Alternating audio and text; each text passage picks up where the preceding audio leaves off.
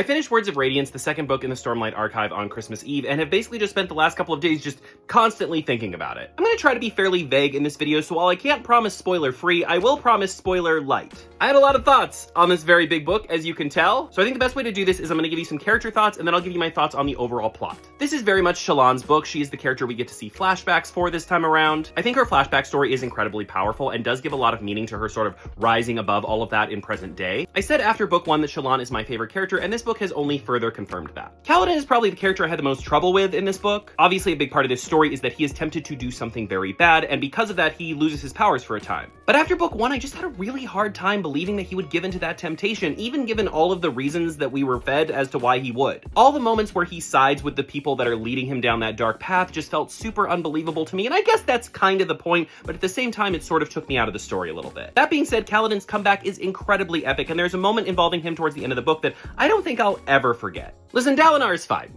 Alright, he's fine. I just want more. I feel like he is consistently the least interesting of the main characters to me. And at this point, I feel like the twist that he's actually as good of a guy as everyone believes him to be is a little played out. I just love Adolin's hot but dumb vibes. I'm sorry, I love it. I was often pleasantly surprised by how funny this book was, especially between Adolin, Kaladin, and Shallan. Put the three of them in a Shattered Plane sitcom. I'll watch it. I really love Wit as well. Every time he shows up, I know I'm gonna enjoy that scene. He has this very Gandalf ability to say very cliche lines, but say them at exactly the right moment so they just work. And finally, I'll mention that Navani and Renarin are two characters that I really want more of. I said this about Way of Kings, and I'll say it here again. This is a really long book that never feels like a chore or like it's boring to read. The story is constantly moving and constantly giving you new reasons to want to flip the page and see what happens next. And the last 150 pages of this book provide one of the most epic third acts of any book I have ever read, ever. And when a book is over 1,000 pages long, it's really important that that ending feels fulfilling and that it makes you feel like it was worth it to go on this really long journey with these characters. What's wild to me is that this book feels like the second in a trilogy. It feels like it's setting up the end of the story. But there are 8 more books after this, which is wild. I will say, I do think there are some slight disjointed moments in the story, because for the first half of the book, we're following these characters very like moment to moment, but in the second half of the book, there are a lot of little time jumps in between chapters that frequently made me say, wait, how long has passed? Wait, what's going on? Where are we? What happened? And most of the time that is handled pretty well, but there are a couple times where I feel like it could have been handled a little better. Overall though, Words of Radiance was excellent and easily one of the best books that I've read this year. I know some of you like to know what all of my tabs mean, so I will show you my little index here, though I do think I will need to add some more colors going into Oathbringer, because by the end of this book, there were certain characters that I